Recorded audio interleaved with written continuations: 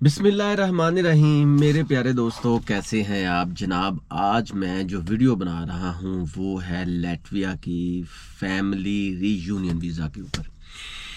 जनाब, लातविया में बहुत से लोग जाते हैं बिज़नेस की गर्ज से, ट्रैवल की गर्ज से, प्लस वहाँ पे इन्वेस्टमेंट करते हैं और स्टडी करते हैं। लेकिन यारा, आप कभी गए हो वहाँ पे किसी को मिलने के लिए, या किसी ने आपको बुलाया हो, या आपके कनेक्शन है, या आपकी वाइफ वहाँ पे है, या आपका कोई दोस्त है जो बाद में आपकी फैमिली में इन्वॉल्व हो गया हो। फॉर एग्ज़ाम्पल, कोई आपकी दोस्त हो, बाद में आपकी बीवी बन गई हो, और उसके बाद आपने वहाँ पे जाना हो और आप वीज़ा तलाश कर रहे हो कि मैं लातविया कैसे जाऊँ। अगर इन इन बातों में से कोई एक भी बात आप पे अप्लाई होती है तो फिर ये वीडियो है आपके लिए। जनाब, जो फैमिली रीयूनियन वीज़ा है ना लातविया के लिए या लातविया के लिए, वो दो तरह का होता है, एक शॉर्ट और एक लॉन्ग। शॉर्ट जो होता है मिनिमम और मैक्सिमम 90 डेज से नीचे होता है। जो लॉन्ग स्टे वीज़ा होता है वो 90 डेज से ज़्यादा होता है, जो के बाद में रेजिडेंट परमिट में भी कन्वर्ट हो सकता है, और आप डायरेक्ट भी रेजिडेंट परमिट के लिए अप्लाई कर सकते हैं अगर आपका वहाँ पे कोई चाहने वाला, जानने वाला या कोई भी स्पाउस है। सबसे पहले तो इसकी रिक्वायरमेंट की बात करते हैं। रिक्वायरमेंट सिर्फ दो चीज़ें, पासपोर्ट और वहाँ का कोई बंदा आपको जानने वाला हो जो आपको लेटर भेज दे। बस पासपोर्ट होना चाहिए और कोई बंदा आपको वहाँ से लेटर भेज दे। आपकी वाइफ हो, या आपका कोई रिश्तेदार हो, कोई रिलेटिव हो, कज़न हो, चाचा हो, मामा, फूफी, दादी, जो कुछ भी हो, तो वो आपको वहाँ पे कोई लेटर भिजवा दे या भेज दे। ये है जी सिंपल रिक्वायरमेंट। लेकिन इसके अदर डॉक्यूमेंट्स थोड़े से ट्रिकी हैं और टफ है। फॉर एग्जांपल, आपके पास बैंक स्टेटमेंट होनी चाहिए। अगर वो बंदा आपको स्पॉन्सर भी कर रहा है, स्पॉन्सर से मुराद ये होता है कि आपका सारा खर्चा उठा रहा है, वो वहाँ पे आपके नाम की बैंक स्टेटमेंट शो कर रहा है, या वो ये बता रहा है कि मैं इसके तमाम एक्सपेंसेस कवर करूँगा, मिनिमम और maximum 70 to 80 euro per day, और इसकी लॉजिंग, इसकी बोर्डिंग सारा मेरे ज़िम्मे है, और यहाँ पे इसकी रिहाइश भी फ़लाँ बंदे के पास होगी या मेरे पास होगी, फिर तो ठीक है।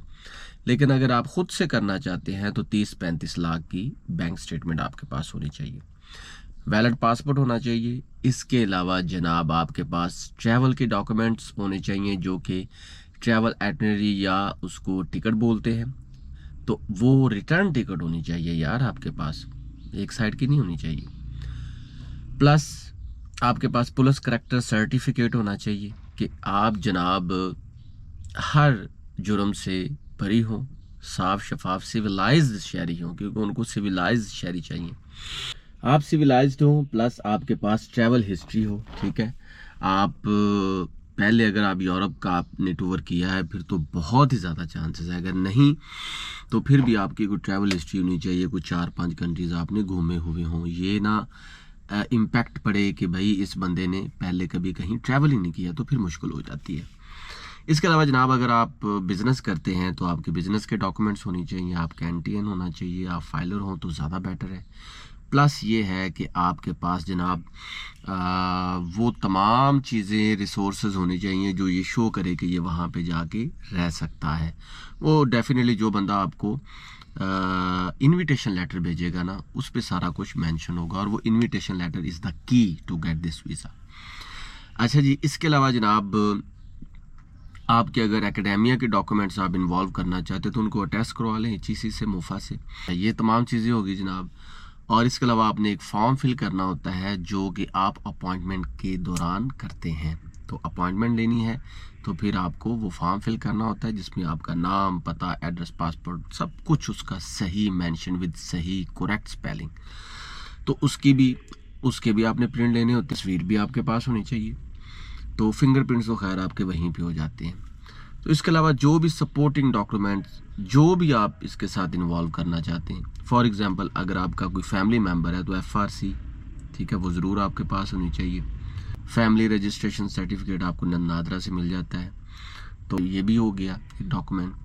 तो आपकी फ़ाइल प्रिपेयर्ड होनी चाहिए, इन लाइन होनी चाहिए। इन लाइन से मुराद बिल्कुल एक्यूरेट होनी चाहिए।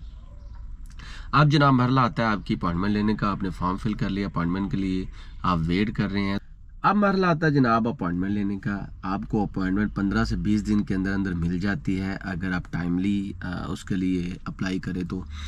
लेकिन इस सिलसिले में मैं अगेन आपको कहता चलूँ कि आपकी स्पेलिंग करेक्ट होनी चाहिए, आपका नाम पता कुछ भी होना वो बिल्कुल एक्यूरेट होना चाहिए, और जो आपको इनविटेशन लेटर वहाँ से भेजा गया है उस बंदे का एड्रेस भी आपके पास होना चाहिए, वहाँ के रहने के एग्रीमेंट पेपर होने चाहिए। फॉर एग्जांपल अगर आप लॉन्ग टर्म वीज़ा के लिए जा रहे हैं, कोई होटल या कोई विला या कोई भी कोठी छोटी या कोई भी घर तो होगा, कोई अपार्टमेंट होगा, उसके डॉक्यूमेंट्स आपके पास पूरे होने चाहिए। अब जनाब आपने इन तमाम डॉक्यूमेंट्स को पूरा कर लिया, अपॉइंटमेंट ले ली, और जब आप अपॉइंटमेंट लेंगे उसकी ईमेल भी आपके पास होनी चाहिए इन प्रिंटेड। अब आप वहाँ पे चले गए हैं जनाब, आपसे हल्का पुल्का से इंटरव्यू होगा। जब आपके डॉक्यूमेंट्स वहाँ पे सबमिट हो जाएंगे ना, तो फिर आपको 99.999% वीज़ा मिल जाएगा। वहाँ पे आपकी फिंगरप्रिंट्स भी हो जाएंगी। तो एक चीज़ जहन में रख लें, अगर आपका कोई डॉक्यूमेंट पूरा नहीं है तो उसको पूरा करके जाएं, क्योंकि फिर आपके चक्कर लगने हैं जनाब। लेकिन अच्छी बात यह है कि अगर आपका कोई डॉक्यूमेंट पूरा ना हो तो वो पूरा करके देते हैं। वो कहते हैं जनाब ये भी डॉक्यूमेंट लेकर आओ, ये भी लेकर आओ, फिर आ जाना। जैसे जेरी के ऑफिस में VFS ग्लोबल में चाइना के लिए या यूरोप के लिए, शेंजन कंट्री के लिए अप्लाई करें, स्पेसिफिकली फॉर चाइना एशिया में, तो वो आपको बताते हैं कि यार ये डॉक्यूमेंट आपका मिस है, इसको पूरा करो। तो आप पूरा कर लेते हो तो फिर आपका कोई उनके साथ रोला है ही नहीं, फिर आपको वीज़ा मिल जाता है। तो इसका भी जब तमाम चीज़ें क्लियर होंगी, जब आपके डॉक्यूमेंट्स वहाँ पे सबमिटेड हो जाएंगे, then you should be given awarded a visa. Visa का मतलब इजाज़तनामा होता है।